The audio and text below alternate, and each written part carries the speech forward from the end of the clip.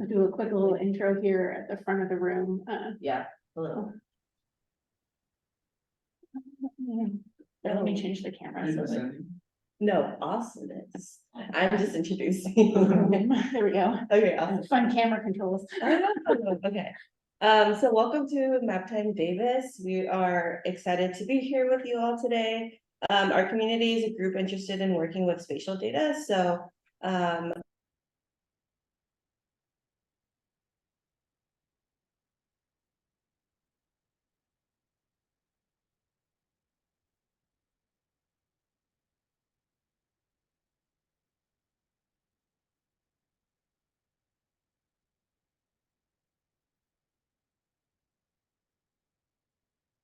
I'll join us in person. Yes, there will be cake. There will be cake. Okay, Yes, cool. I believe coffee. So And coffee. Yeah. Okay, so please join us.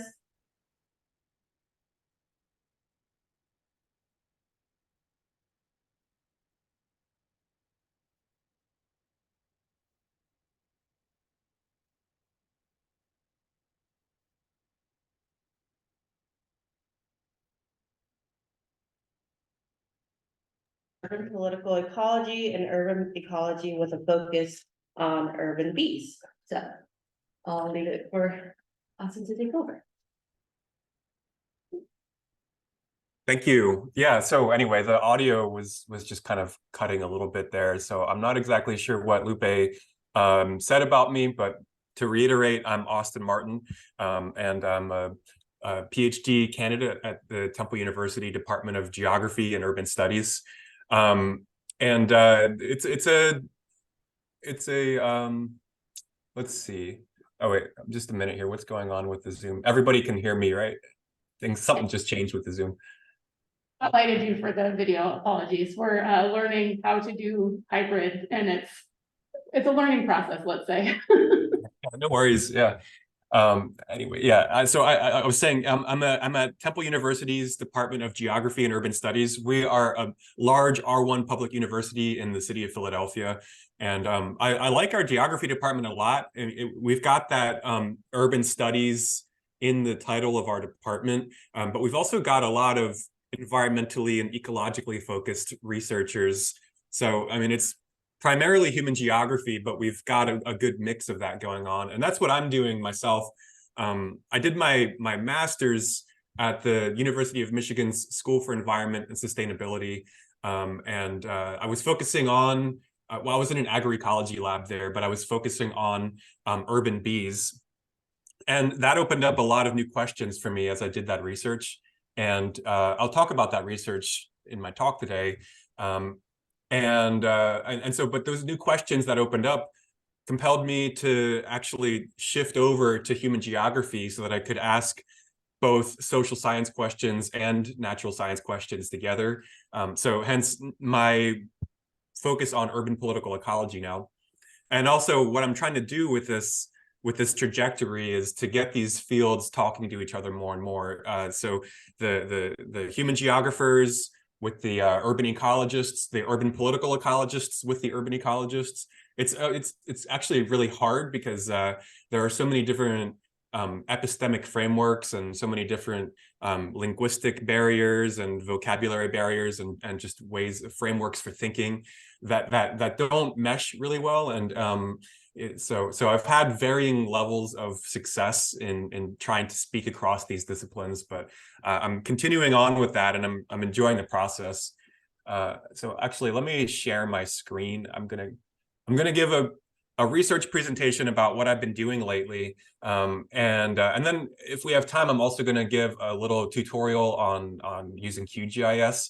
And if we do get to that point, I encourage everybody to follow along if they can. And because that QGIS is a big component of my research, and it's something I like to share about. So let me share my screen. There we go. Everyone can see that, right? We see your slides. Excellent. Yeah.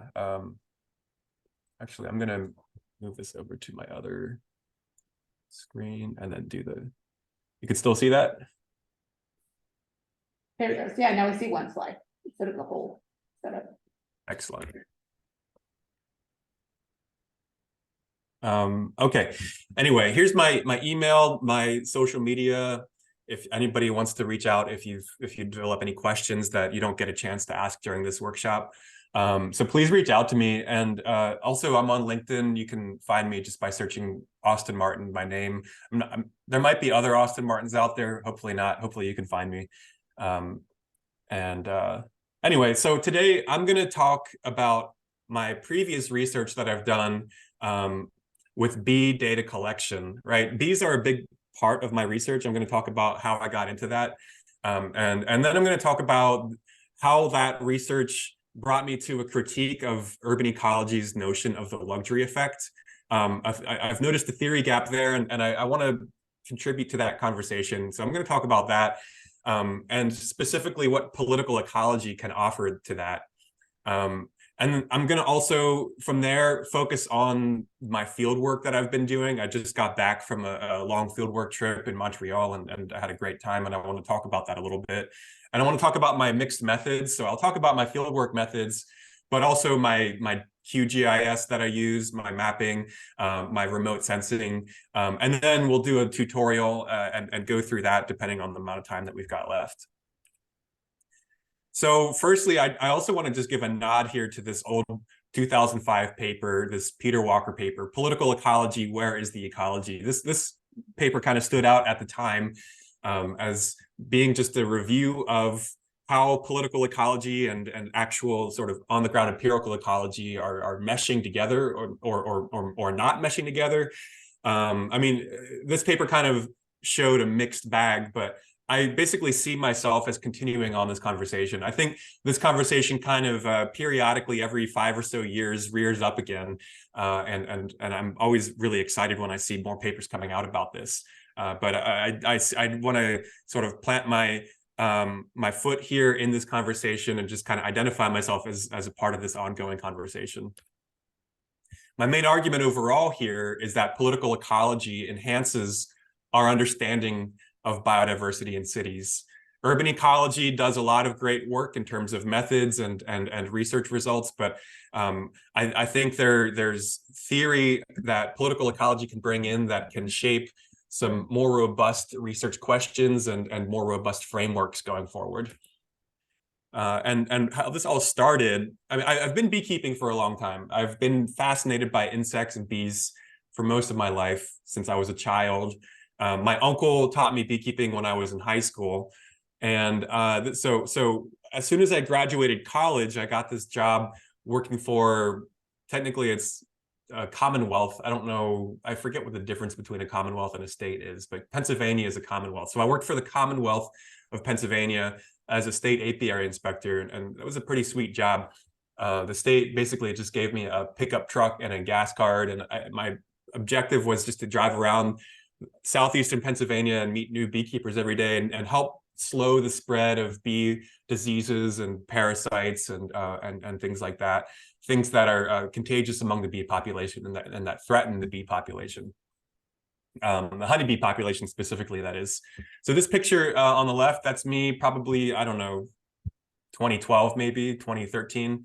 And I'm in the process of doing a sugar shake right there, which is a sampling method to see how many mites, how dense the mite population is in the colony, because varroa mites are a big problem in terms of being parasitic and spreading viruses amongst the bee population. So that was one big thing I often did. And then on the right, this just cool picture here, this is a frame of honeybees on a rooftop in the middle of Center City, Philadelphia. You can see the Philadelphia City Hall right there. So this job had me going between a bunch of diverse landscapes. These were the counties that I typically covered with this job. And so you can see the satellite image shows a mixture of forests, agrarian areas, urban areas. I don't know if I'm speaking to anybody in the audience that has any familiarity with Pennsylvania, but it's pretty diverse, especially in Southeast Pennsylvania in terms of the landscape. And what I was noticing when I was seeing these beekeepers and observing their bees every day were pockets of variation in the bee health. And so some areas like in Berks County would be doing really well one week, and that same week in Montgomery County, in more forested areas, I was seeing pockets of bees really suffering and colonies dying off. So that just got a lot of questions going in my head.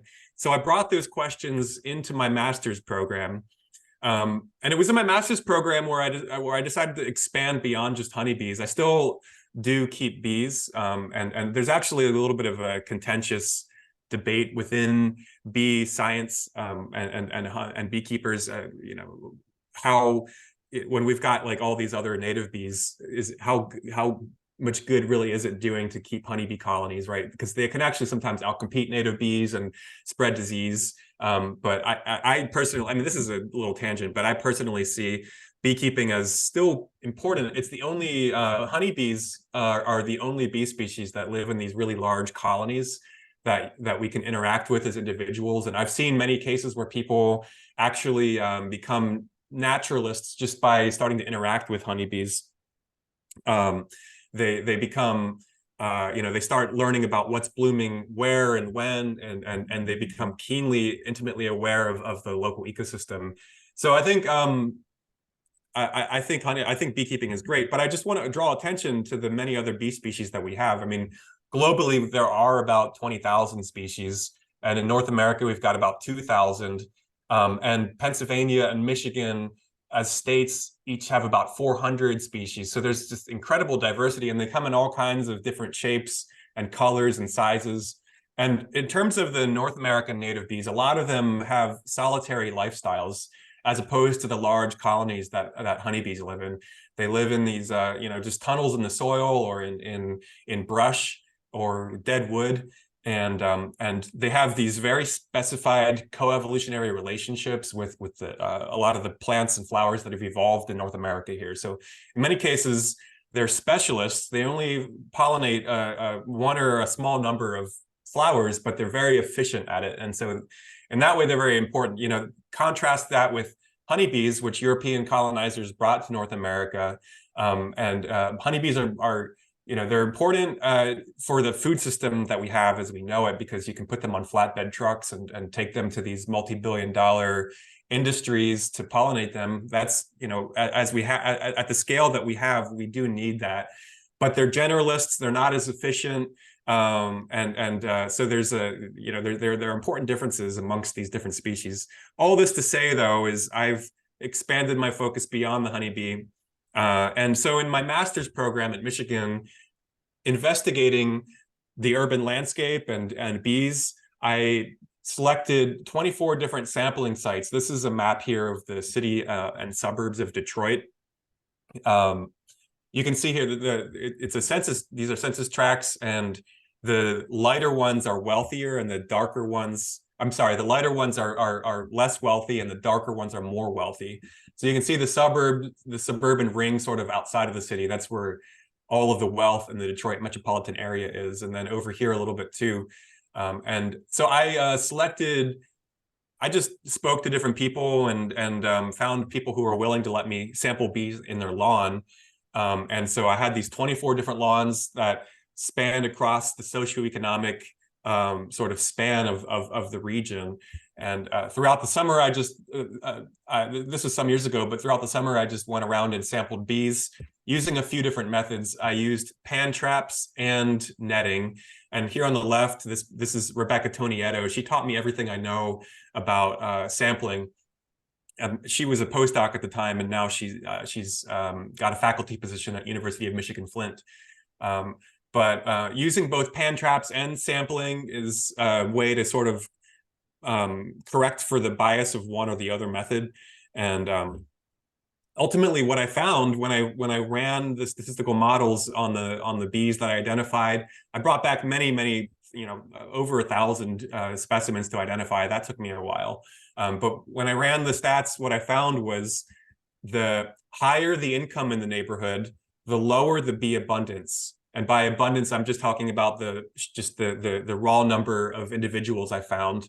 And then also the higher the income, the lower the richness. And when I say richness, I'm talking about the number of different types of bees that I found. So overall, you know, abundance and richness, you put those together into an index, and that's just a measure of diversity. Overall, the bottom line here is that the higher the income in the neighborhood in Detroit, the lower the bee diversity. And this was a pretty significant negative correlation. And it got me thinking and asking about what that mechanism is. Why exactly is that? There are a number of different things it could be. I think one of the big things is just the way that people care for their lawns. A lot of the wealthier neighborhoods in the suburbs have those monocultured lawns where there's a lot of chemical input and low sort of floral richness for bees to forage from. That's pretty bad for the bees. So that could be one thing. But anyway, that just got my mind racing about all kinds of possible mechanisms behind what this could be. And that's one of the main reasons why I jumped from just a straight up ecology lab to human geography, which I love as a discipline. There's so much room for so much interdisciplinarity in human geography. So here I am. And so I want to talk a little bit about urban ecology here.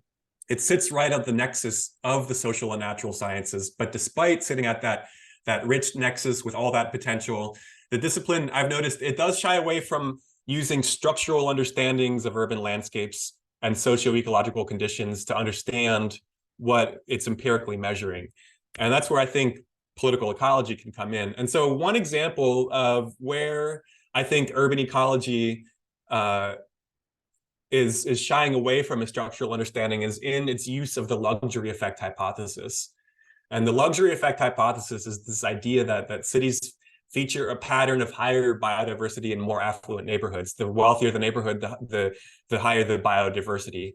There are a lot of studies showing this to be true for plant diversity, for vegetative cover. And then there also are lesser amount, but still some showing this to be true for animals. One of the earlier studies, one of the first luxury effect studies, showed this to be true for perennial woody plant diversity. You can see this regression shows it pretty clearly. The higher the median family income, the higher the perennial woody plant diversity.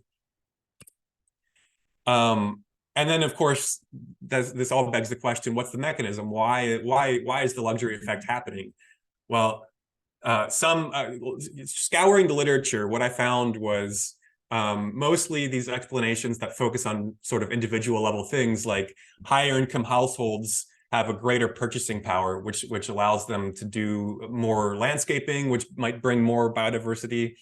Higher income neighborhoods just contain more green spaces. And also there's the neighborhood choice filtering mechanism that both humans and other non-human species are going to favor environmentally desirable areas that have greater biodiversity. So that's just where they're going to go. Let's see. Switch over. There we go. But there are some counterexamples. Of course, my own master's research in Detroit that I just talked about is a counterexample. Again, the wealthier neighborhoods there had fewer bees. This meta-analysis that Kuras et al. Did back in 2020 shows also a growing number of exceptions to the luxury effect. So, in a similar way that any sort of natural science paradigm is going to be challenged more and more as anomalous examples to the paradigm grow, right? The philosopher of science, Thomas Kuhn, talked about this, right? With talking about how paradigms will, in the structure of scientific revolutions, paradigms will see a growing number of anomalies and then eventually just kind of shift over to an entirely new paradigm of looking at things. I'm not saying that the luxury effect hypothesis is an entire paradigm. It's just a framework within urban ecology, but I just kind of see something parallel going on here. I'm seeing a growing number of anomalous cases here. So, and I have some criticisms of the luxury effect besides just those growing anomalous cases. And I just want to point out that I think it frames the consumer and their accumulated decisions as the primary and sole driver of this thing. And it doesn't, like I was saying, it doesn't take into any account the social structures that might be at play. So it's very atomistic. Individual residential landholders and their personal cultural choices are framed here as the primary driver, and not any sort of political economic process that might be driving these patterns in the urban landscape. And so that's what I want political ecology to come in and add to this conversation here.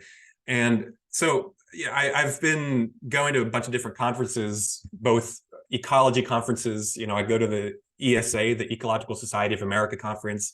I go to the AAG, the American Association of Geographers conference, and other similar ones. And it's easy, of course, for human geographers to talk about what political ecology can offer, but when I am speaking to an audience of just only ecologists, ecologists again they're not they haven't been using the language and frameworks of some of these processes and structural forces. So this is the part where the conversation starts to hit the road, and where it's important to make this legible across different disciplines so that we can bring these together and make this productive. But political ecology offers an understanding of political economic processes.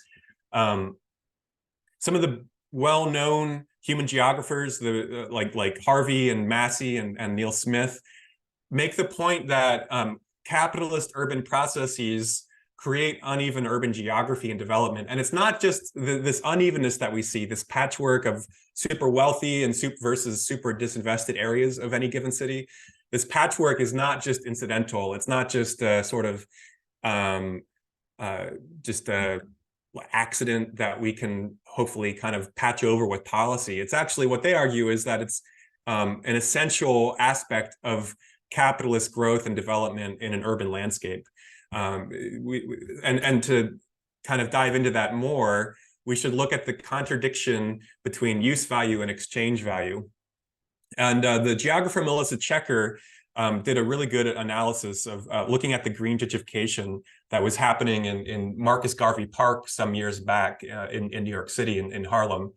And Marcus Garvey Park had this really interesting tradition of this Black New Yorkers coming together every Saturday for a drum circle, and it was a nice community space, and kids would always be free and safe to play in that area. And then the city of New York added some green space investments to Marcus Garvey Park. That's important. We want green space investments. We want better green spaces for everybody. But when we're working within the capitalist political economy, there's this contradiction between use value and exchange value. So the green space investment in Marcus Garvey Park was an increase in the use value of the park, but that also brought up the exchange value of the surrounding properties, and that higher exchange value incentivized private developers to come in and close that rent gap and build luxury housing. And so we had an influx of much higher income residents in the area right around Marcus Garvey Park. And of course, the previous residents who had been living there were no longer able to afford that, right? Just sort of textbook gentrification there. And the new residents started actually calling the police on the drum circle tradition that was happening every Saturday. And so not only were these residents unable to continue living in their old neighborhood, but they couldn't even continue their long held tradition there. And so the use value of that park led to higher exchange values, which took precedence over the use value, and it made it so that a lot of people could no longer utilize the use value of that park. So there's that contradiction. The same contradiction often happens when urban ecology, when we've got urban agriculture, when we've got farms and parks. Tremendous use value there, right? Growing food in the city is bringing community together. It's providing fresh food to people that might not have access to that fresh food. It connects people with the land and the soil. It allows people to get their hands into the soil. It's all extremely high use value, but again, that often will raise the property values right around that urban agriculture. And again, private developers come in with the incentive to close that rent gap. And so time and time again, unless there are very specific sort of policy protections, which often is not the case, we see these urban farms getting transformed into luxury condominiums because of that precedence that exchange value takes over use value.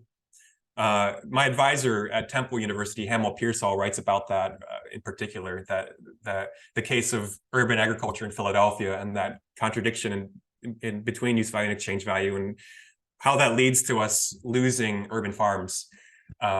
So this is one important thing that I think, in terms of just understanding the processes that are shaping the urban landscape, that I think we should be looking at. And also the concept of the spatial fix, which David Harvey introduced, that concept has also been taken further, and there's another branch of that known as the sustainability fix.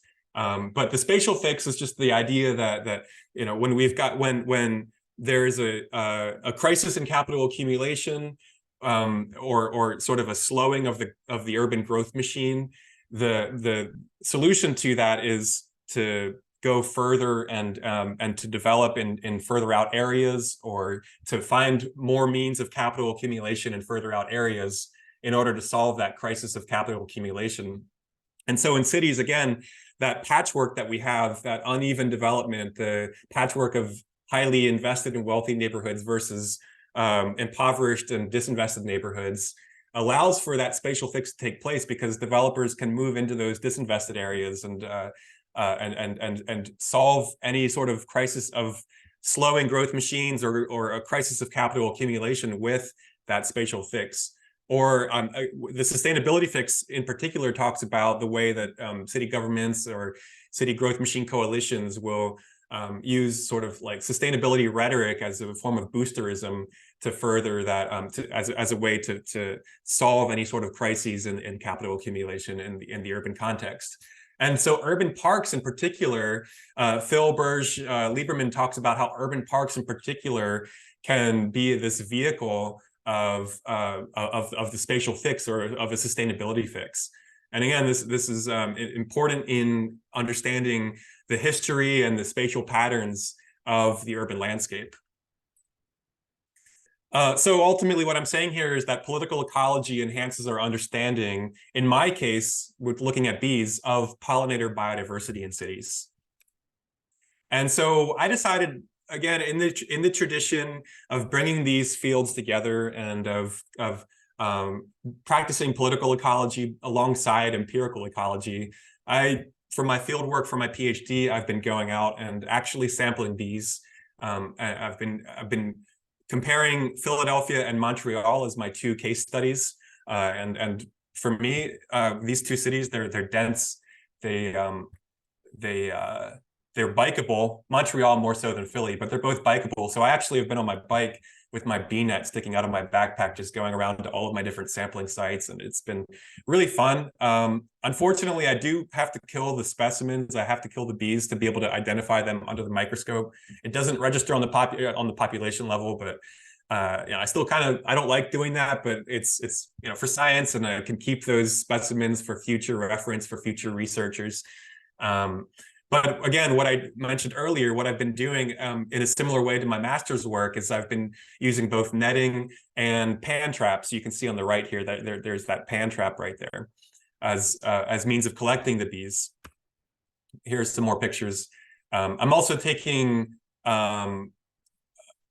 I'm using an anemometer to measure data, to microclimatic data, because what I want to do is I want to control for as many local variables as possible, to explain away what might be accounting for these for the variations, the spatial variations in bee diversity that I'm observing and measuring here. And so some other local variables that I want to try to control for is just land cover. So around each of my sampling sites, I want to take into account the pixels that I'm picking up with remote sensing methods. So you can see both Philadelphia and Montreal compared here, and I'll have I'll map out each of my sampling sites, draw a diameter around each of those sampling sites, and quantify the different land use types, all the different pixels within that diameter. As far as remote sensing goes, one cool thing I've learned is the tasseled cap transformation, and this allows me to. So especially with Landsat. Landsat is a satellite that has it picks up a lot of different spectral realms beyond just the visual, and so you can kind of explore what's cool about Landsat, and using the imagery from the Landsat satellites is that you can really explore those different spectral realms, and it can pull out some different qualities of the landscape that you might not see just with the visual, like, just the Google map visual. So this is the tasseled cap transformation. And what this does is it makes the vegetation in the landscape very sort of like light blue. You can see like along here, if anyone is familiar at all with Philadelphia, Philadelphia's got this Wissahickon Valley Park going through the northeast part of the city. And you can see that so plainly contrasted with the red impervious surface versus the light blue vegetation. So this is a way just to kind of bring out that contrast more using this transformation so that I can better quantify those pixels to control for any land cover that might be accounting for the bee diversity that I'm measuring here. And also, now that I'm getting into my methods, I would like to encourage anyone to just ask questions as I'm going along. I'm going to open the floor for questions later, but even just as I'm going along, type questions, or those of you in person over there, just stop me if anyone has a question that they want to ask. And so back to remote sensing methods. Landsat, like I just mentioned, it's great with all of that spectral stuff that I can get into. But one drawback of Landsat is that every pixel is only 30 by 30 meters. So that's pretty coarse, actually. You're not getting as fine a resolution as you could. And that getting a very fine resolution can actually be super important in urban landscapes. Of course, as we know, the city, it's just so heterogeneous. There's so much going on in the urban landscape that we want to get a higher resolution. And so one thing I've been able to find is just different sources for getting higher resolution data. One thing is, one source for me has been the University of Vermont Spatial Analysis Lab. They offer a really nice, I think it's, if I remember correctly, 10-meter resolution. It might even be less than that, sort of coverage of the entire Delaware Valley area, which is the area just all around Philly and Jersey and Pennsylvania. And so this has been a great source, but there, those of you who might do any of this work, there are all kinds of other great sources for those of you who might need like pretty high resolution data. So, but of course, there's a trade-off. This is higher resolution, this data, but it's I don't get to play with the different spectral bands, all of that cool spectral stuff to draw out that contrast, that vegetation contrast. So yeah, that can be annoying, that trade-off, but that's what I'm working with here. And another key thing I've been working with has been GIS, Geographic Information Systems. And actually here in this image, this is an image of that University of Vermont data of Philadelphia. And I colored each of the categories by myself, but you can see I'm really just drawing in I'm trying to draw out all of the vegetation that I can in this land cover here. And I see a question or a comment from Alex. What about switching to Sentinel-2?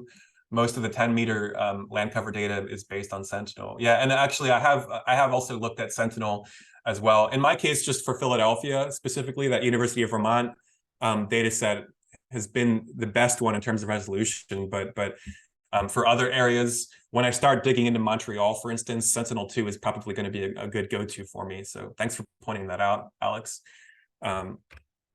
So other things that I'm using GIS for is just to analyze demographic characteristics and property values. So I did this in my master's work. I was just looking at simple regressions between the wealth of a neighborhood, the demographic characteristics of a neighborhood, and the bee diversity at a given sampling site.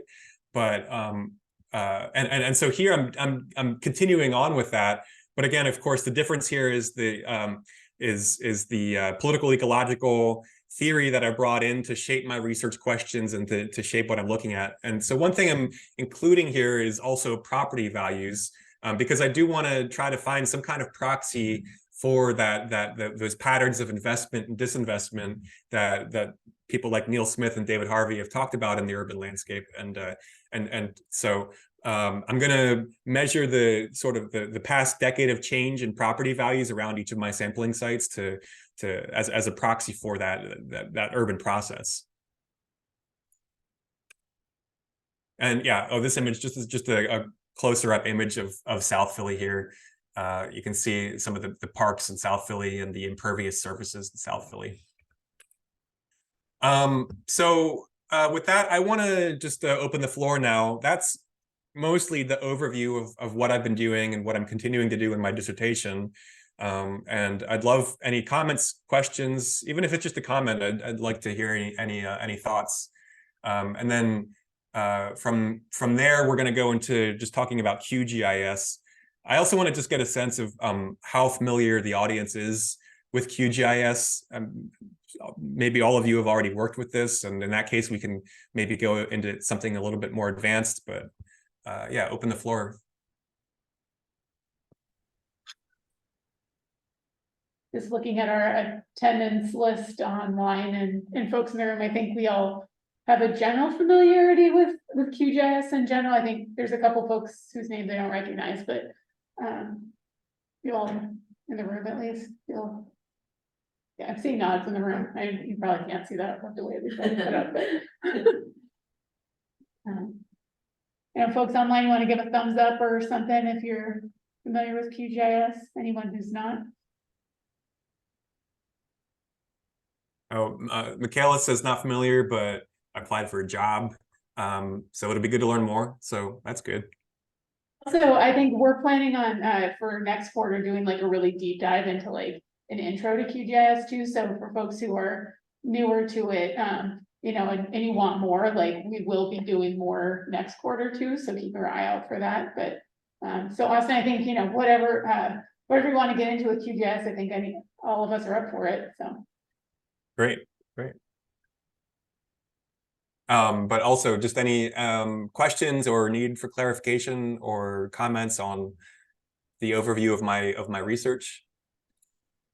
I had a question and I haven't really formulated it yet, so it's more thoughts. So basically you're kind of pointing to the fact that capitalism is as in like ideology is holding the diversity of bees, like it's dropping the diversity of bees due to like wealth and obviously urban patterns.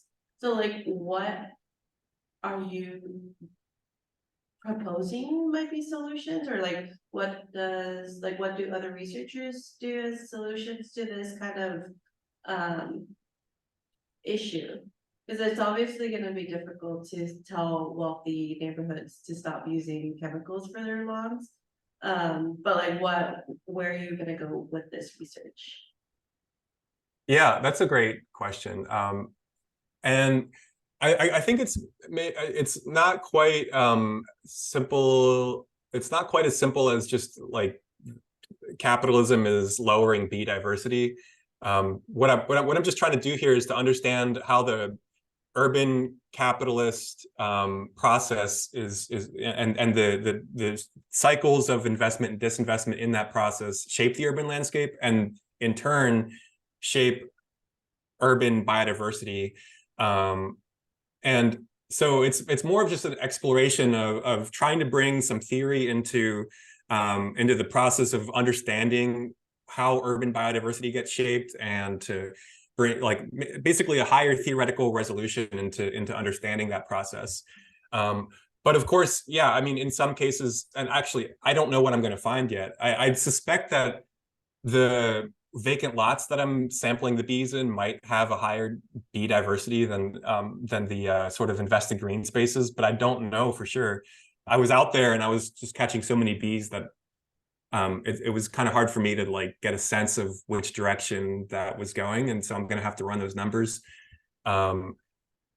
If I find that indeed that the vacant lots do have a higher biodiversity of bees than the invested green areas, then what that could do is, I mean, obviously, like, I don't see the capitalist urban process going away anytime soon. I think we've got the sort of capitalist growth machine sort of dictating the shape of the urban landscape for the foreseeable future. And so in the meantime, I think what I could do is just to offer ideas and for like cities and conservation nonprofits about how to shape green spaces in ways that are maybe not lowering bee diversity so much, But again, that kind of is contingent on what I find. I might find that the parks already do have a higher diversity than the vacant lots. So, but really my ultimate goal here is more exploratory and to bring the fields of urban ecology and urban political ecology together. I want these fields to be talking to each other because, I mean, just to understand biodiversity shaping processes is such a high priority right now. And we've got these different silos, these different fields kind of tangentially looking at similar things, but not really talking to each other. And so really that's my top goal, at least right now, to open up that conversation more between those disciplines, to get that higher resolution of theoretical understanding, and that combination of theoretical understanding and empirical methods that we can use for better understanding.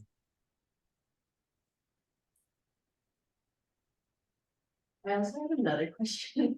So you said that there's like 200, or that or 400 different species of bees. It seems like I only see the honeybees. So like where are the other bees? Yeah, good question. I mean, well, for one, it might be that honeybees are just like one of the most recognizable bees. You might be seeing others that you just don't recognize as bees. Some of them are small and they look like little flies.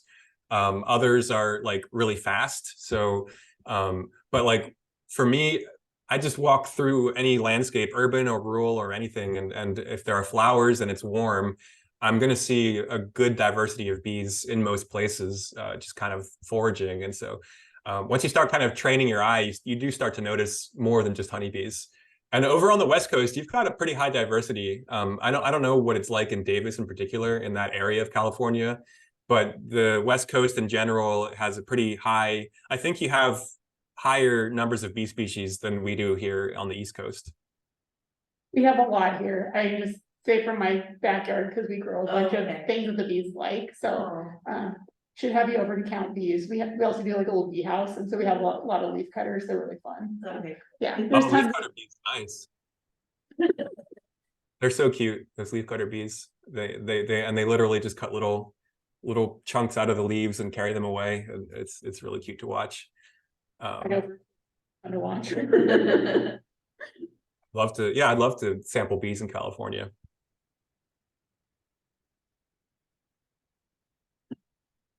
Yeah, anything else on the bees or the political ecology?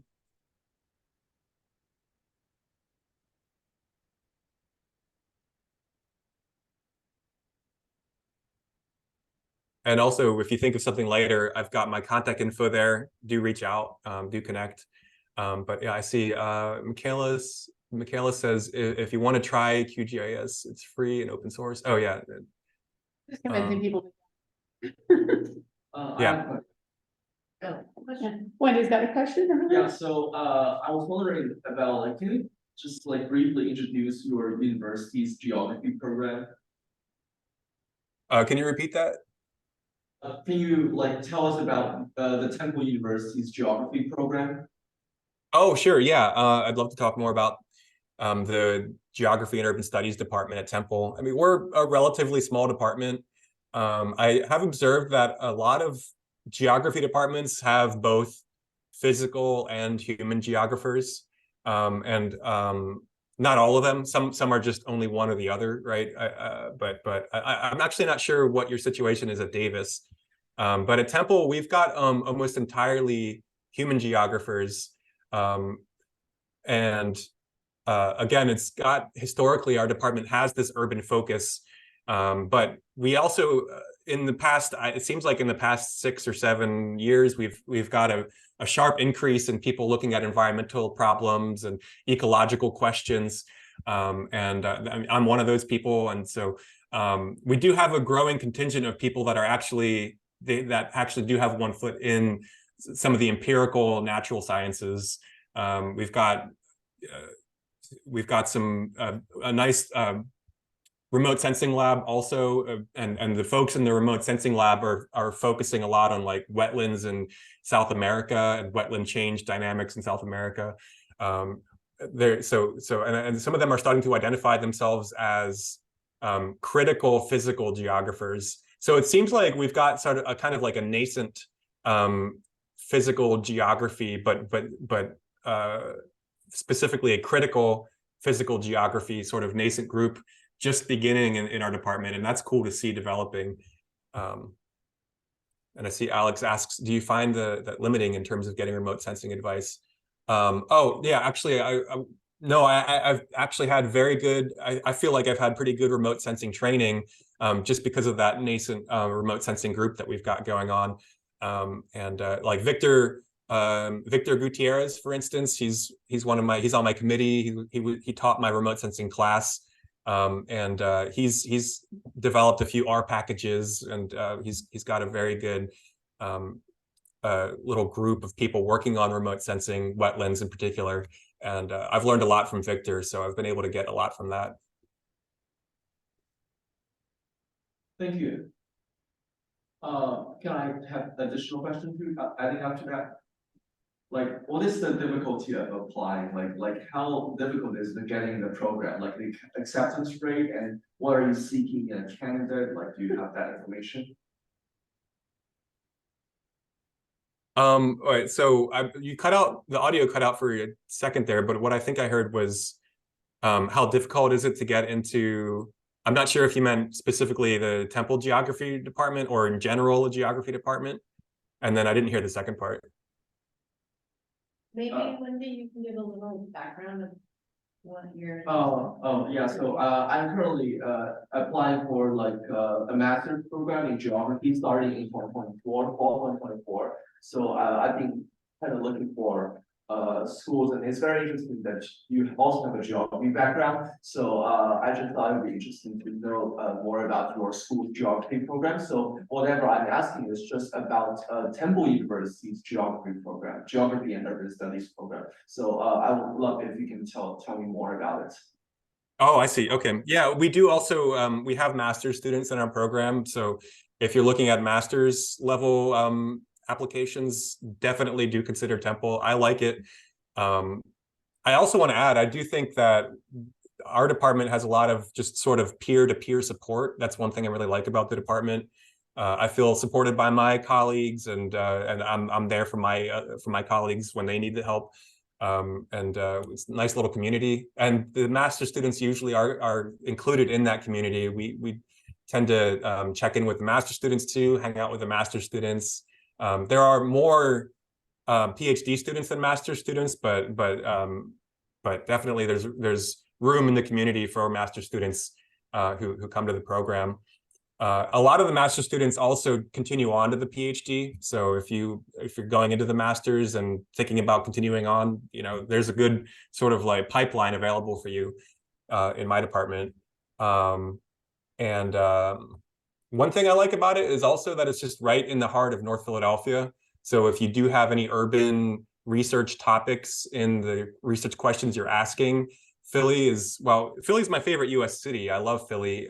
It's like New York, but without the huge loads of international investment that have priced everybody out, and it's got this sort of gritty underdog character to it. It's just to me, it's a beautiful city. And so I love just being in the heart of Philadelphia and working on these urban research questions just right here. Temple is, of course, as a university, it's a big R1 research university.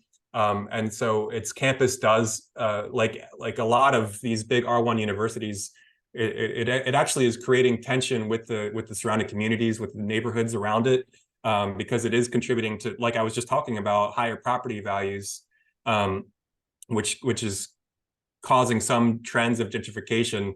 I mean, here in Philly, we also have the University of Pennsylvania, which that's a super wealthy, they have like a huge endowment. And so the gentrification problem around Penn is even worse, but Temple has that going on. And so that is kind of a problem. But at the same time, Temple is plugged into the city in a way that I really appreciate.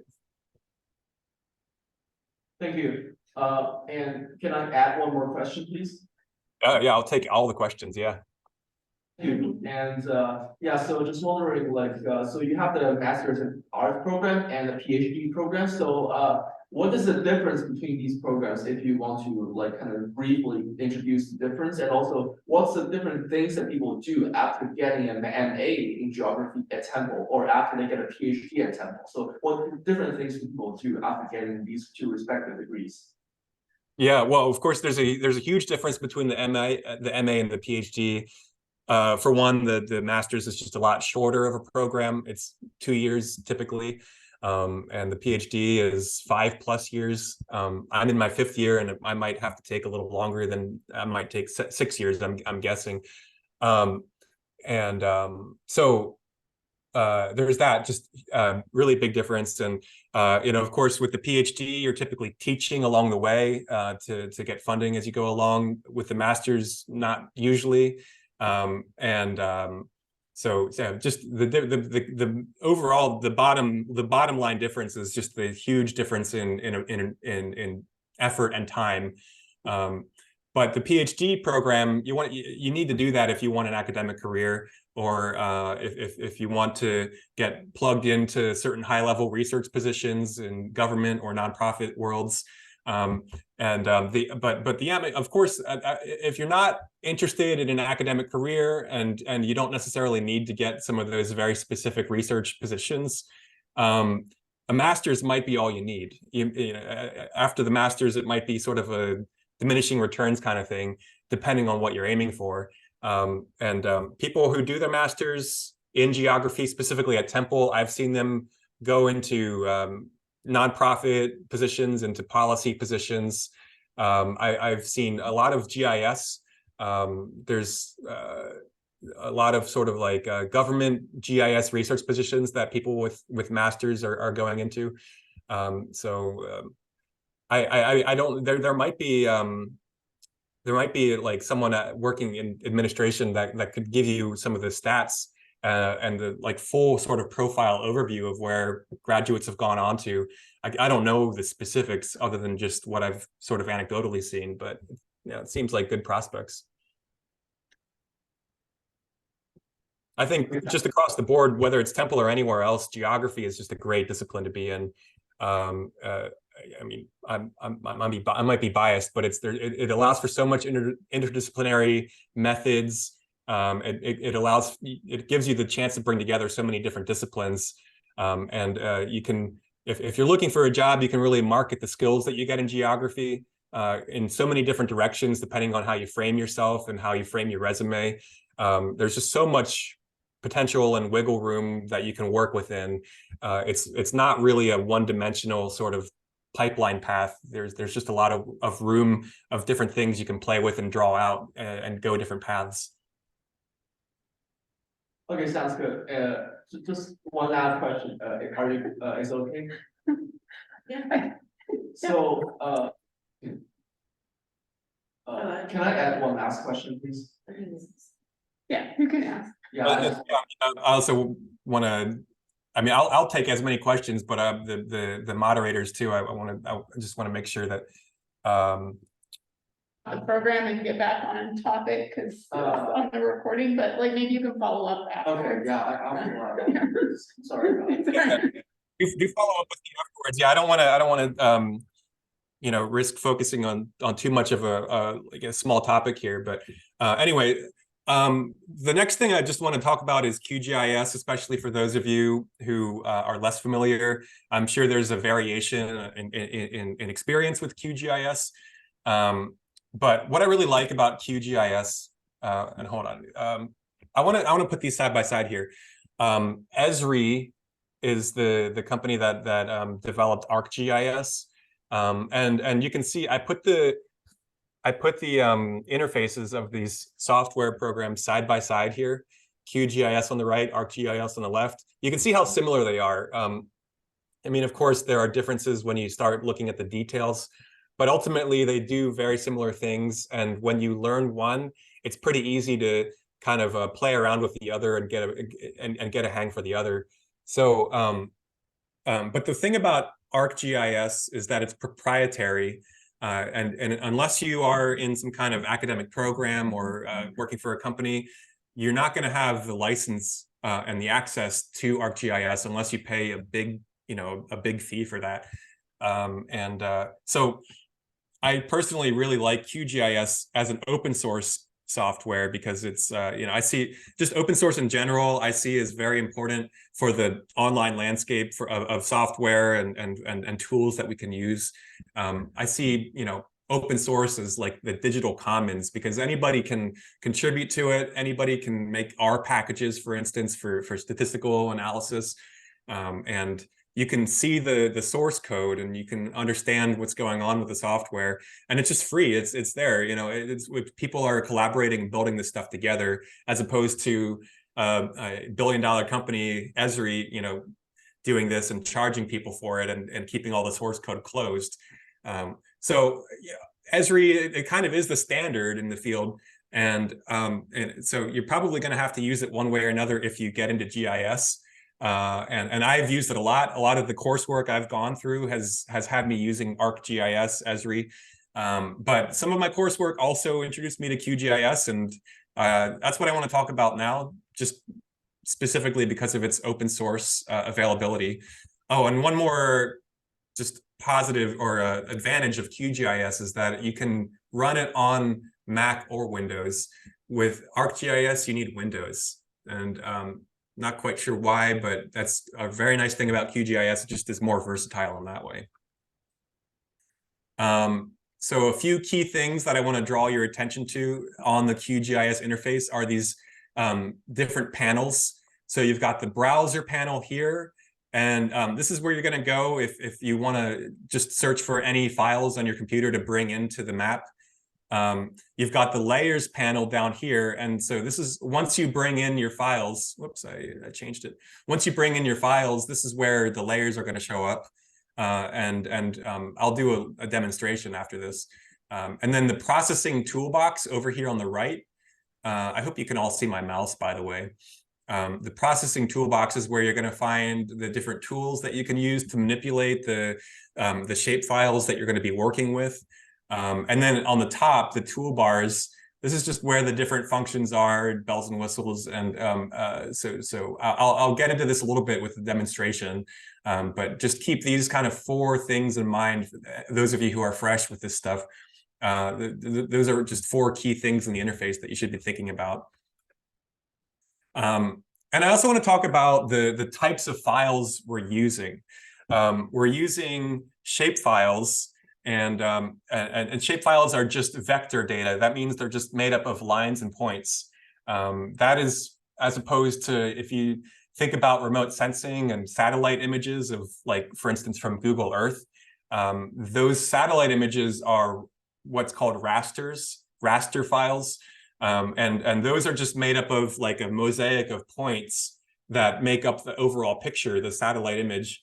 And so that's not what I'm going to talk about right now. That stuff has very useful stuff, has a lot of uses, and I do a lot of stuff with raster images, as I was talking about earlier with Philly. But right now, I just want to talk about the shapefile, which is vector data.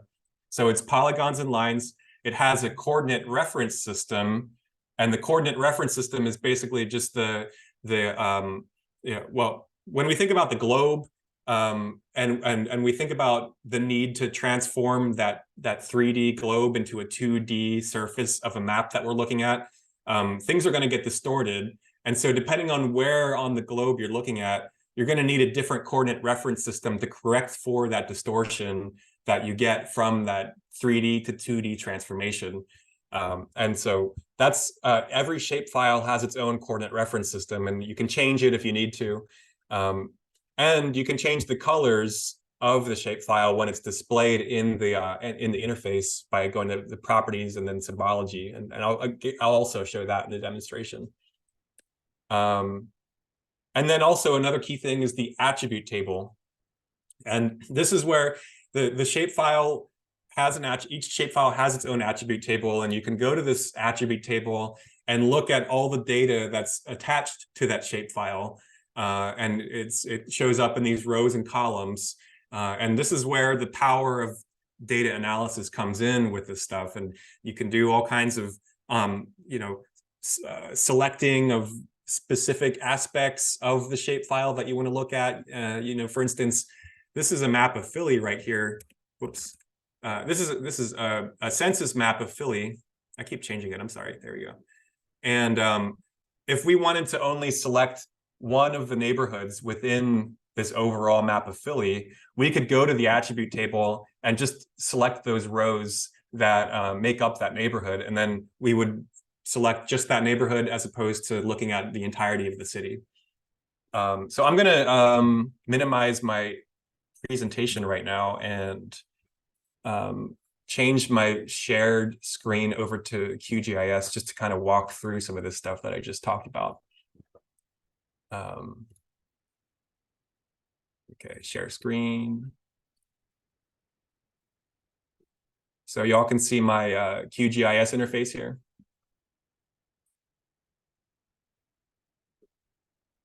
I hope so. What I did, since I'm talking to all you folks over at Davis, is I brought in this shapefile of California.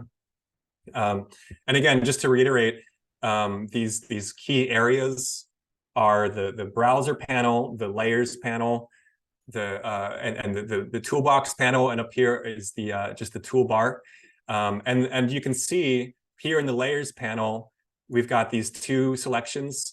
And the one right here, the California selection is this one right here. I can toggle that on and off, like so.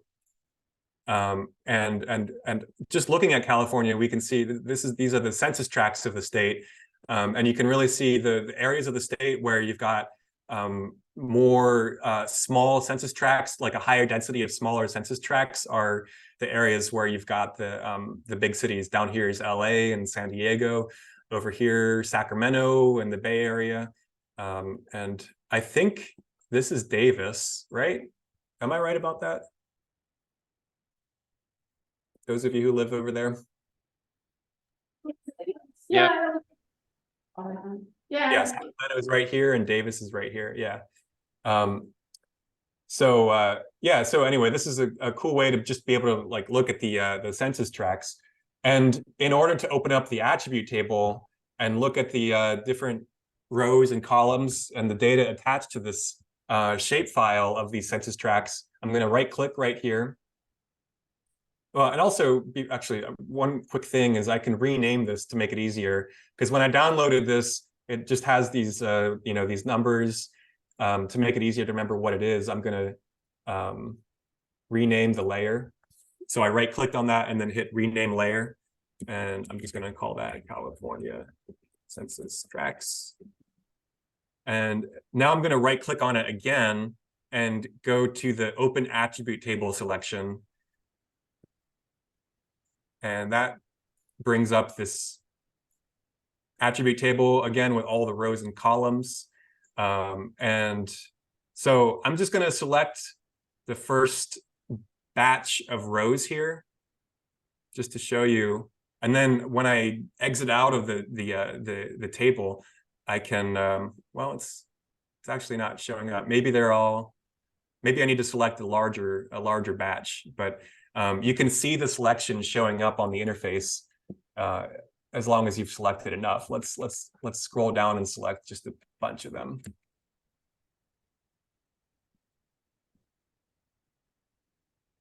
If it will let, oh, it's lagging a little bit.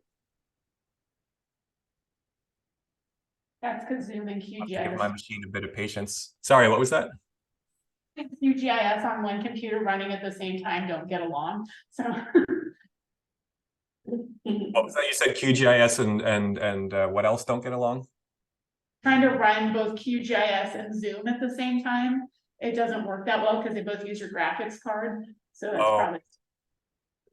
Yeah, I actually invested a few years ago in a gaming laptop, and that's what I'm on right now. And it helps for this kind of stuff, but with Zoom and QGIS together, it's not quite enough. And I really scrolled down there. Yeah, it has to really think here. But those of you who are fresh with this, I hope that's given you a good sort of sense so far of some of the just the beginning understandings of these features. Yeah, oh, okay, it is specific for QGIS and Zoom. Okay. Especially those of you unfamiliar with this, any questions or needs for clarification so far?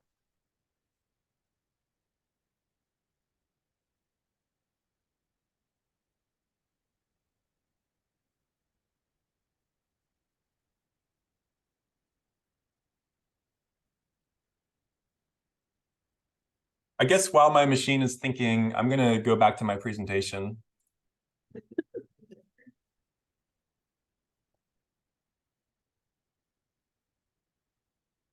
Oh, as soon as I switched over, that's funny. It's let's okay, heading right back. Okay. Anyway, yeah, here we go. And finally finished thinking. And okay, now you can see in yellow a few of the random census tracts. I'm not sure, it might depend on the sort of color of your display, but you can see, I can see it at least, the yellow interspersed with the red. So the yellow census tracts are the ones that I selected in the attribute table right there. And if I want to actually add a background and make it easier to see that yellow selection, and also just to get a sense of where in the state I am based on satellite features, I can go over here to the search QMS panel, and I can actually Esri, that proprietary company I was just talking about. They do offer this feature that you can use within QGIS, where you can add the satellite imagery underneath what you're working with. So I'm going to go ahead and press the add button here. And yeah, now we've got all the satellite imagery, and that's cool. And that allows us to see the yellow selections a little bit easier. And it also allows us to kind of more accurately know what we're looking at. I guess, again, okay, here's Sacramento. Oh yeah, so Davis is right here. Yeah. And you can see, now that we have the satellite imagery, we can see where your campus is, and that as contrasted with the rest of the town. I've never been there, like I said, but it's actually a pretty small town. I thought it would be a little bigger than that. And you've got a lot of farmland, it looks like. So all that said, I'm going to go back to the presentation and we can continue on.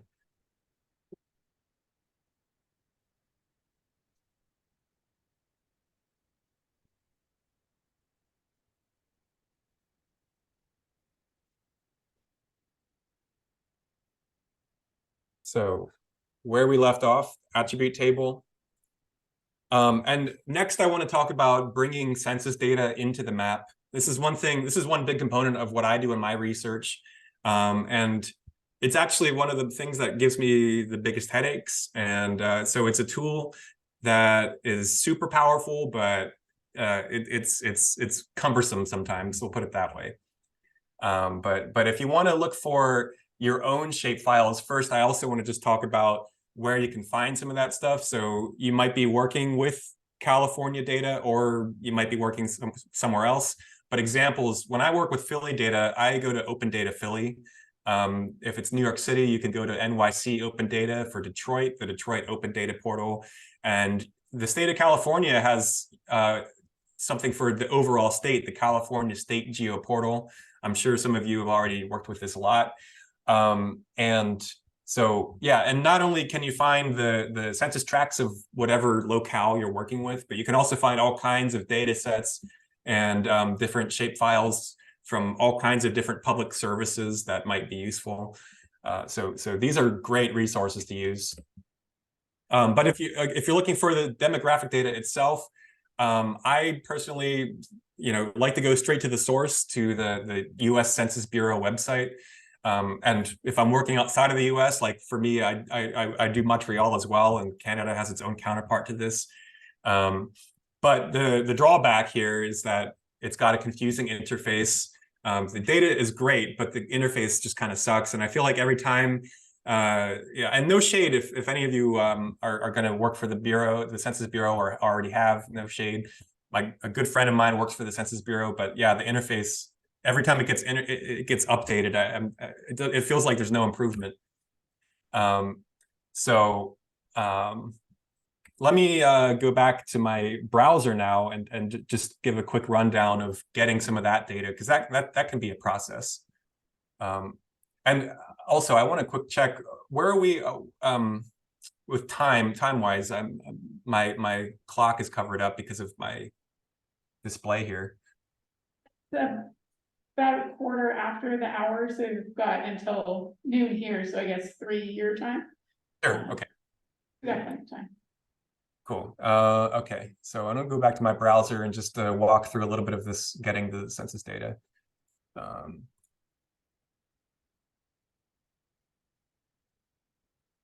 So actually, a few different tabs I want to go through.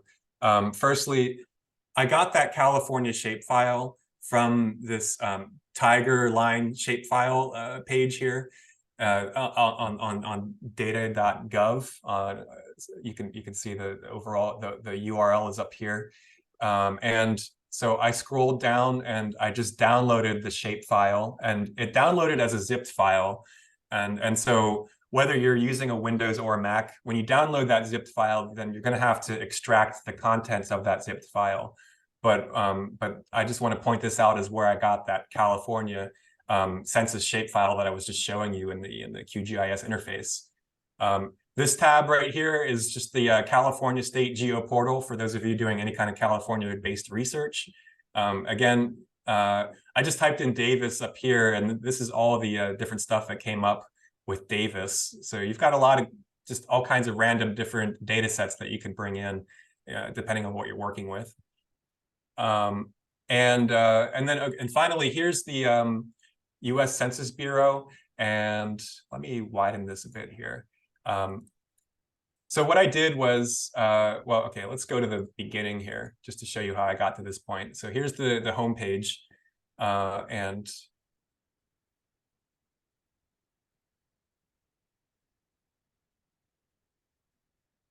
click on maps next, and that's where I got over to here. And then so when you're on this page, it's kind of like an advanced search where you can pick all of these different filtering mechanisms on the panel on the side here. So you can pick your the sort of geography that you want to focus on, whether it's at the nation level, the state level, the county level, et cetera, all the way down to the smallest block group level. And then you can filter it by different topics. All of the different ways that the Census Bureau collects these different topics, they're all available here. You can select the type of survey. You've got the American Community Survey or the decennial census. And then you can select whatever year you want to look at. And this only goes back to the year 2000. If anyone is interested in looking further back in time, a good source is IPUMS. I'm forgetting the acronym, what that stands for in a moment, but they have a sort of time series data availability that allows you to go further back in time to get census data from longer ago. The catch is that some of these borders have changed over time. In fact, every 10 years, there are small changes being made in the census tracts borders. And so there are some methods if you take that route, there are methods you're going to have to think about. I'm not going to get into them right now, but just keep that in mind. You're going to have to correct for those border changes if you go further back in time. So what I did, these are the two filters I selected. I selected all census tracts within California, and I chose the income and poverty topic. And then that brought up over here is the sort of display. This panel is where you have the options of the different tables that you can select from. So I chose this one, the mean income in the past 12 months. And over here is where it displays it. And the table is too large to display. But I went ahead and I hit download table. And then I chose the year. And then it gives you the option to download it as a .csv file. And it's important to make sure you're working with CSV files. Excel's default format, .xlxs or whatever it is not compatible with a lot of the functions in GIS software, whether it's QGIS or ArcGIS. So it's nice that the Census Bureau website automatically has you downloading in .csv. CSV stands for comma separations. What is it? Anyone remember out there? Comma separated values is what it is. That's what it is. And it's basically just like in terms of the digital interface that you're seeing on the table, it's just simpler and therefore easier for the software to work with. So I downloaded that earlier. I'm just showing you here how I did this, and So that's the quick overview of the Census Bureau website. I think I made it look a lot simpler than it really is. Those of you who start working with this for the first time, you're going to find that it's kind of hard to actually find what you need. And so you're going to have to probably give yourself a lot of time to work with this if you start working with this kind of data. Oh, I see Alex just added, you don't have to extract anymore. QGIS can read shapefiles inside zips. Thanks for that, Alex. Yeah, actually, I noticed that happening earlier on. And I don't know, do you know, Alex, if that's true for ArcGIS too? No idea. I doubt it. Okay. So it's important, depending on what type of GIS software you're using, to just keep in mind that you might have to extract the zip file. I just do it out of practice automatically all the time. But that's nice to remember that QGIS doesn't require that. One more point for QGIS for open source. Yeah, it Thank really you. depends on whether you're gonna do read write or just read. So like if you're editing, you're gonna want to extract it, but if you just want to view it and use it, you don't need to extract it. Okay, thank you for that clarification. And any other points are welcome as I go along here. So keep it coming, Alex. I appreciate the additions here. Did I hear someone else's voice? That was me making the same point. Thank you. Cool. Okay, so I'm gonna go back to the presentation now.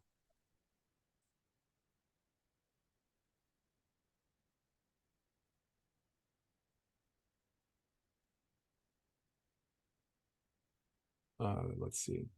Oops, I think I shared the wrong.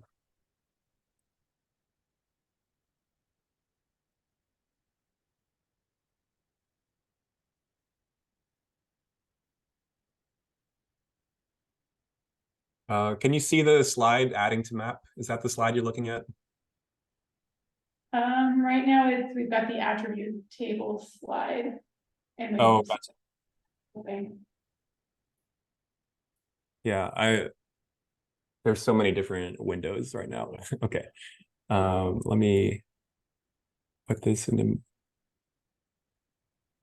Okay, actually, I'm a little confused about how PowerPoint, when I do the slide presentation view, how that interacts with Zoom. Let's try this. Now, are you looking at the adding to map one? Or is it still a shapefile of your city? We see the adding to map slide. You see that? Great. Okay. Oh, and by the way, my cat joined us. This is Kimchi. Hello. Cats are always welcome. Yeah, she's getting a degree in geography also. She's just always hanging around and absorbing this information. So anyway, I want to show this. This is where when you download any of these files, whether it be shape files, like I showed you with the California census tracts that I downloaded, or whether it be the table, the census table that I just downloaded, you're going to find that in the browser layer, or in the browser panel here, and you're going to have to navigate your files in your computer and your local hard drive to get to wherever you downloaded those. And this is where database management, it becomes very important. Any of you who, like me, might just kind of download things and throw them on the desktop and think that you're going to get to it later. You got to stop that habit. If you're working with this software, you need to create a file for the project and make sure everything is going into that file or whatever subfolders you've created in that file to keep it all organized and keep track of it all. Because if some of the files that you want to use in the project wind up in different folders, the software isn't going to be able to find them anymore, and you're going to get confused. So do keep that organization strong when you're working with this stuff. And you can find where it's all located over here in the browser panel. And and then once you bring in a shape file, like what I did with that California census tract shape file, then you want to figure out the project, the coordinate reference system that you're working with. And you can see it with QGIS. It tells you down here on the bottom right what the CRS, the coordinate reference system is.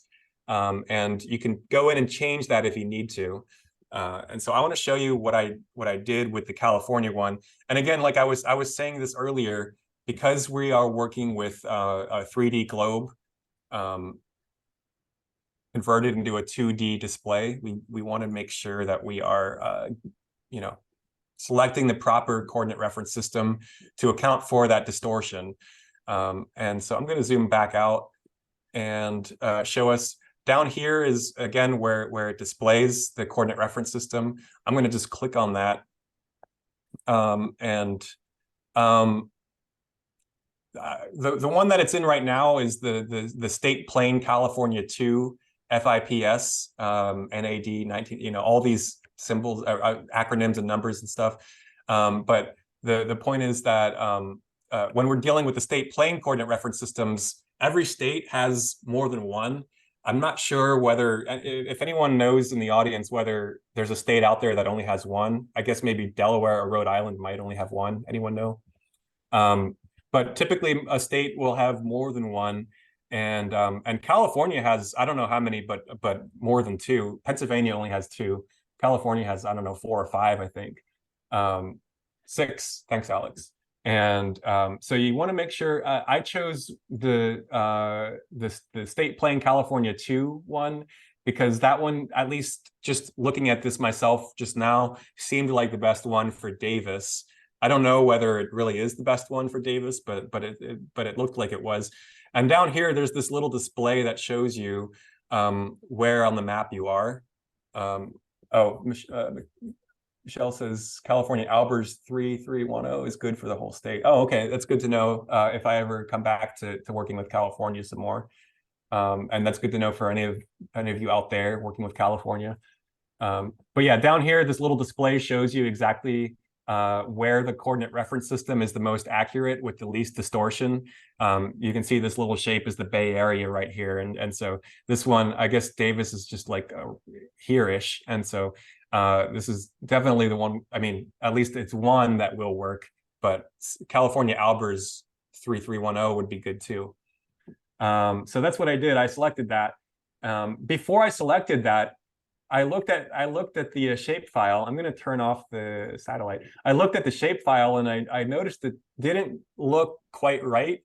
You can, I mean, especially for those of you who work with maps a lot, you might be able to just to visually tell when the shapefile you're working with is just not in the right coordinate reference system. It might just kind of be wonky looking. It might look more slanted than what you're used to. And that was definitely true when I first opened this up. And so when I selected that state plane coordinate reference system that was centered on Davis, it fixed that distortion that I saw. And what I'm looking at now looks more or less more accurate to what I'm used to seeing in terms of the correct slants and distortions for California.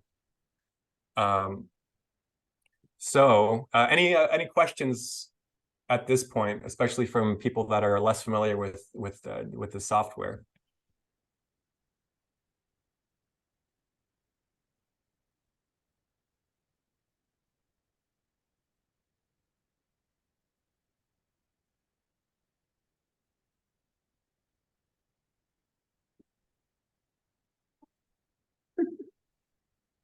So back to where we left off here. And then now we're going to get to adding the data table. And I talked about, I went through this, just a quick review here of the Census Bureau display and downloading a CSV file.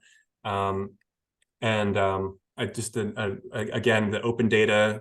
This is what the Philadelphia open data portal looks like. And so when I downloaded Philadelphia census tracts, this is what the interface looked like. So now joining the data, the census data to the shapefile can be a little confusing. But again, you want to go through these steps. With QGIS, you don't have to extract necessarily, but then you want to that data table that you downloaded from the Census Bureau website. It comes with the data table itself, but it also comes with a table showing the metadata.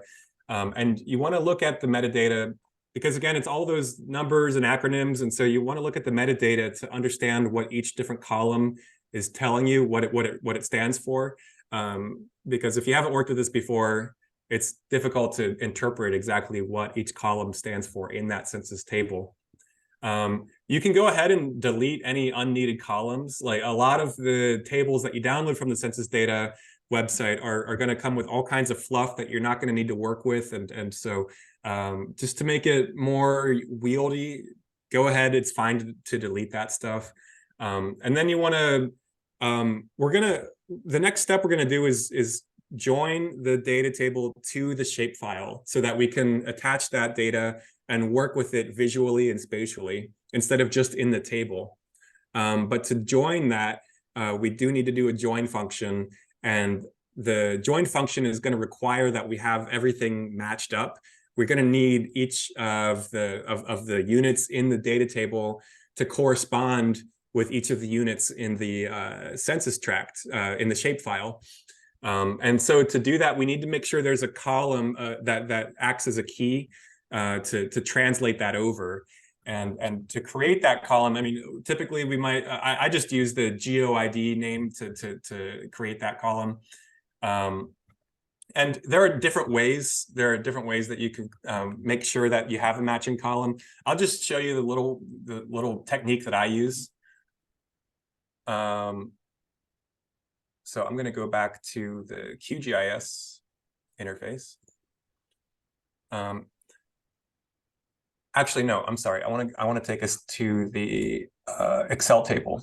Give me a quick minute here.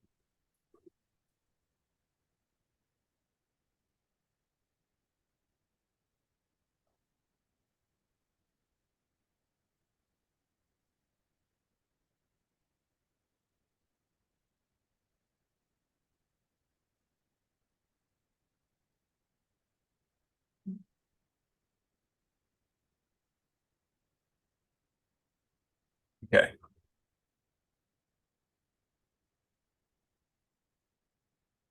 Oh, Michaela asks, what do the red lines denote? That's okay. Yeah, that's an important question. Those red lines that we were just looking at are the borders of the census tracts in the state of California.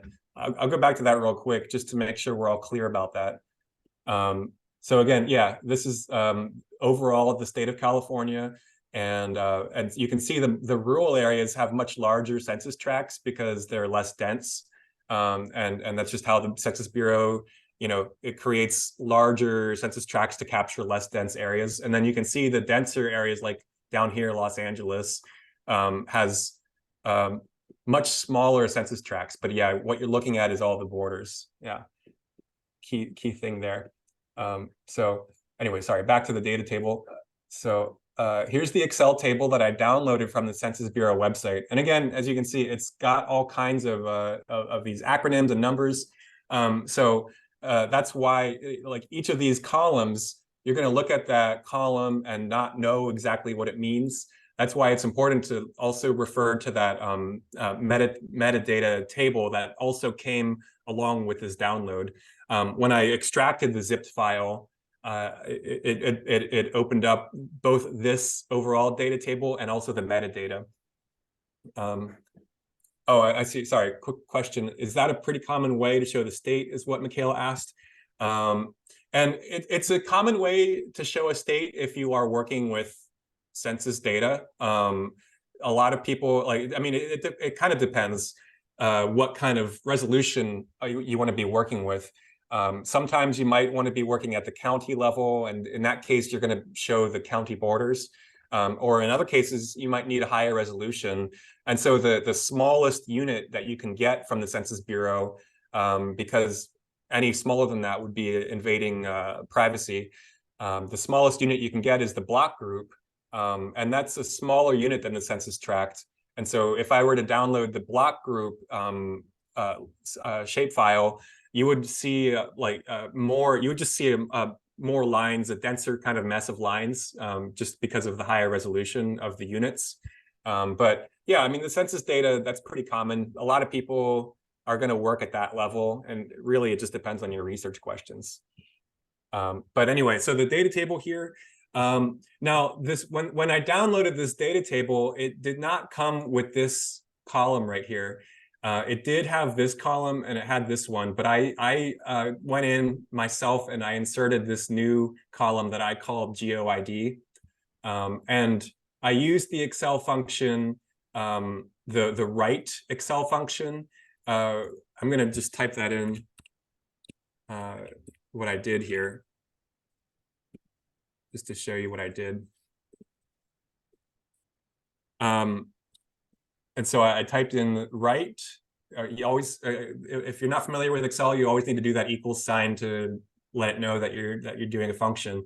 And then I clicked on the cell that I want to draw from, that I want to refer to, the A3 cell. So right A3 comma, and I want only the 11 digits to the right. You know, in this code here, the first number of digits and then the US. I don't need that because it doesn't match with the shapefile's attribute table in QGIS. And I want it to match with the column in QGIS so that we can match this up, so that we can work with this spatially, right? So that we can translate it over. And so I wanted to just get the rightmost 11 digits in this code. So I just typed in 11 here, close parentheses, and that's what I did. Let's undo that. Well, there we go. And so, yeah, you can see it just gives me just 11 digits there. It cut off everything from the US to the left. And now this GeoID column matches the attribute table in QGIS. So I'm going to go over and look at the attribute table to show you what I'm talking about there. And so again, California census tracts, again, it's in the layers panel here. This, just as a review quickly, the layers panel is where we can see all of the different shape files and data tables that we're working with. So right here is the data table that I was just looking at. I moved it from the browser panel down here to the layers panel. And if I right click on that and then go to open attribute table, we can see that same Excel table that I was talking about, except now it's just being displayed in the QGIS interface as an attribute table. And you can see that column that I created, that GeoID column, is right here. And so if I close out of this and go ahead and look at the census tract data table, attribute table, let's see if I move all the way over. Oh, yeah. So this data table came with this GeoID column right here. And you can see it only has 11 digits. It doesn't have that 1400, whatever, 14000 US on the left side of the code. It only has everything to those 11 digits to the right. And that's why I had to go in there in that Excel file and manipulate that and create a new column that matched up with what the shape file is showing us right here. And that way, again, that now that I have these two data tables, I've got this data table here for the census tracts, and I've got the data table that I downloaded from the Census Bureau. And they each have this matching GeoID column. And that's very important for that translating process, to be able to translate that over to the shapefile. And now I'm going to do the join function to do that, to actually attach them. So I right click here on the shapefile, and I go to the properties, and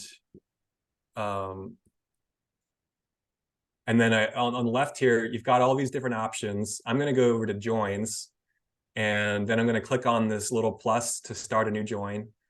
And so the join layer is going to be, well, it's not coming up because I already did it ahead of time, but if I hadn't already done it ahead of time, the join layer would have given me the drop-down option to select this data table from this Excel data table that this CSV table that I brought into the layers panel. And the join field is going to be that GeoID column, the one that matches commonly between the two data tables. And that allows me to do the join. And I did that ahead of time. And so now that when I look at the attribute table of the census tracts, if I scroll to the right, I can see all of the information from the census data table. And it's not a perfect match. As you can see, a few of the rows don't have any information. But you can see that there are columns and rows that do have numbers that I brought in from the census data table. And so now I've got all of these joined here. I see Michaela asked how large are these files typically, and Michelle, yeah, thanks. Michelle's correct. It really does depend. This is a relatively large data table that I'm working with because I'm working with the entire state of California. I could also be working with the entire nation, and if I were doing so, it would be even larger.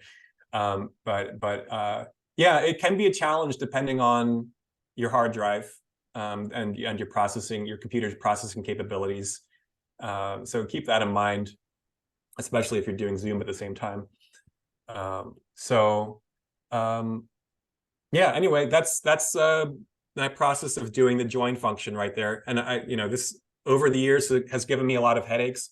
I personally have found that it goes more smoothly in QGIS than ArcGIS. I don't know why, but when I try to do join functions in ArcGIS, I more commonly run into errors, and I don't understand half the time why. QGIS, for whatever reason, just isn't quite as buggy when I'm doing this particular function, the join function. So that's another plus for QGIS, and I'm not getting any money from them. I just like them. So I want to pause there and just make sure we're all on the same page here. Any questions, or for those of you who have gone through this stuff and have skills in this area, I'd like any additional comments as well. So questions or comments.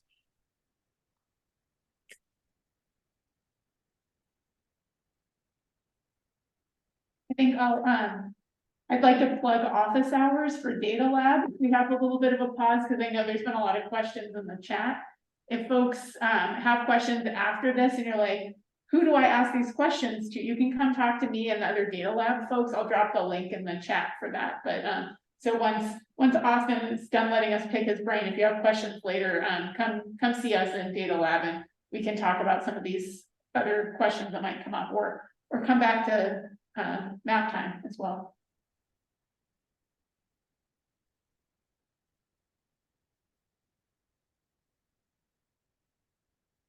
Yeah, and one last thing, I'm basically at the end here of what I wanted to go through, but there's one last little neat thing that I think is important, and that's just symbolizing the map and adding color to it to represent the data. And to do that, I just right-clicked on the census tract shapefile in the layers panel. I from there can go to symbology, and so in the symbology interface, I can do a lot with the display. For instance, right now, the borders of all these census tracts are just outlined in red. I could change that color. I could go in, I could click on the line here and go in and make the borders thicker. So you can see, if I apply that, you can see the difference. A bit of a lag again. Yeah, you can see they got thicker when I did that. But I don't like it to be that thick, especially when you're dealing with like dense urban areas with all those small little tracts. And then also, if I wanted to make what's called a choropleth map, where you've got a map with just different polygons that are represented as different colors to represent whether anything from different nations or territories to different like sort of data categories. I can go over here and go down to graduated, and then I in the value I can choose one of the columns from the attribute table, and now if I had gone further and if I had actually exported that newly joined shapefile as like, because you do need to kind of like once you do that join function, to be able to work with all of that data that you've just brought in, you need to export it. I haven't done that yet. But what I can do is either look at the area of the land or the area of the water per census tract. If I had gone ahead and exported that shapefile and created a new shapefile out of that, all of that bunch of joined data, I would also be able to see all of that census data that I had brought in. But for now, I'm just going to select the area of the water per census tract. And then I'm going to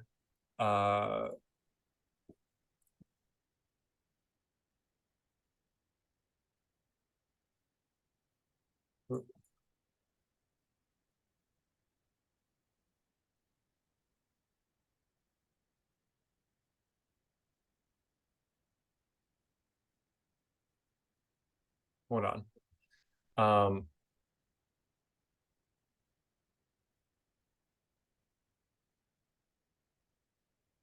actually having a bit of a brain freeze right here. Let's see, go back, graduated. Value, area of the water.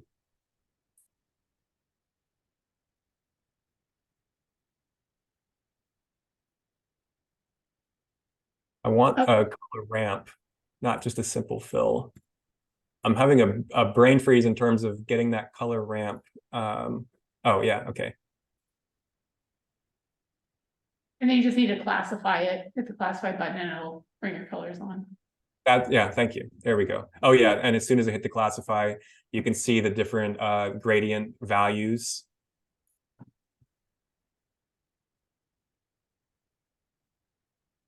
And now we just have to let it think. Okay, there we go. So take this as you will. There's not much information to glean from this, just because partially, you know, that the area of the water in any given census tract in the state of California is also going to sort of be a function of how big the census tract is.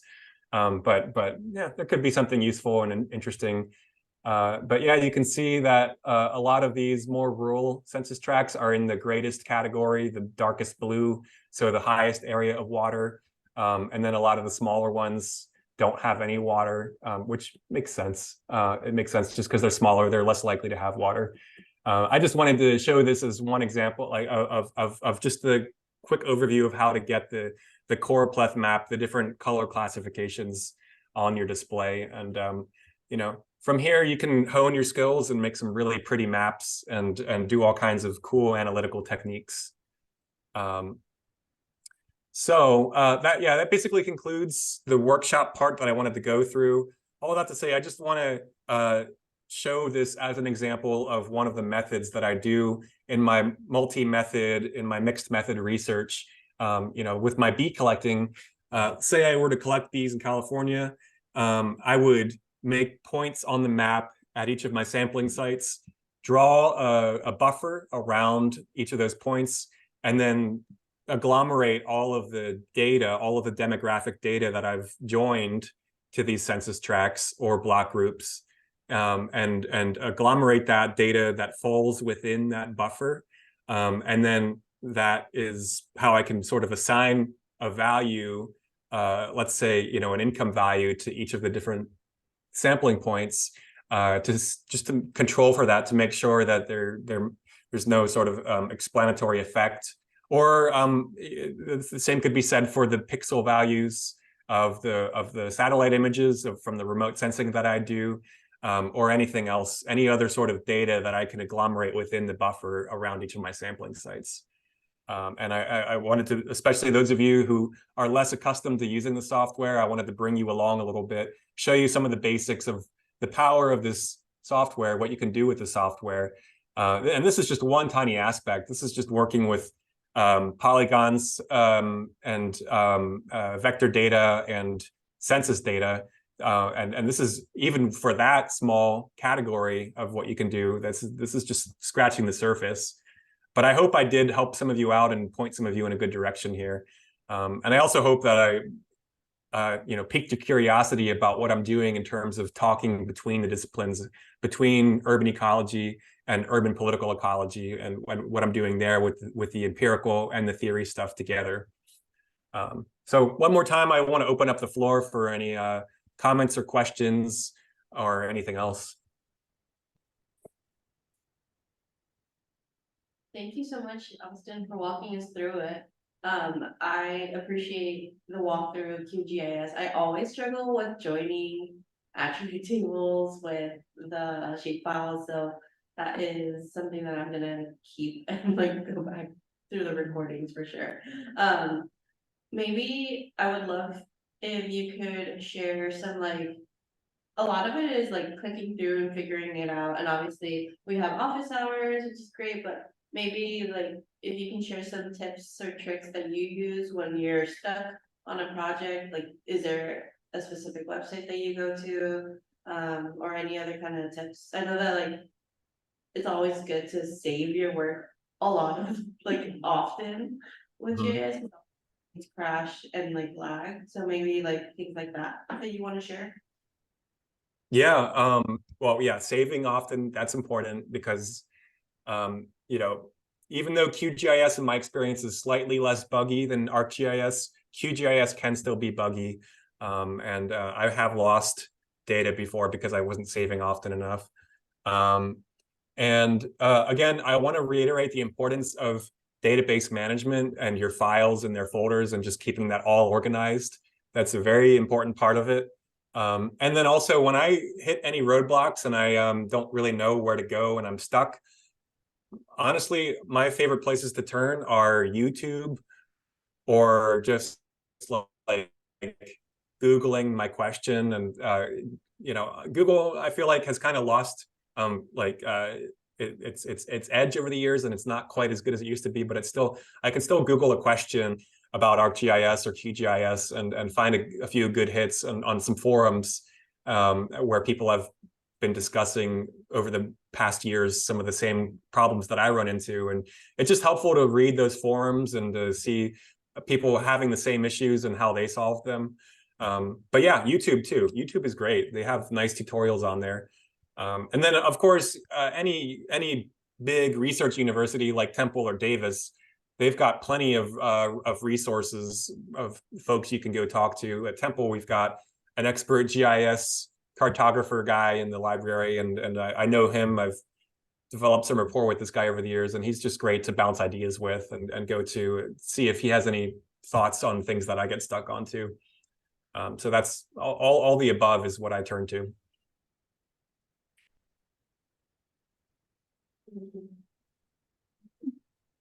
Well, I think we can probably wrap it up there. We can just say thank you, Austin, for this presentation. This was really interesting, and these are always a fun topic, I think, but it's really cool to see how you're doing research and how you're integrating the mapping component with that as well. So thank you very much for your time and your knowledge today.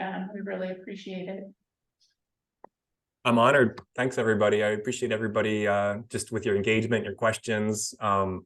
And I also want to remind everybody, reach out to me and connect. I like these cross-continental connections, especially with other geographers. And so in the beginning of my presentation, you can go back to there and look at my email or my social media and find me that way.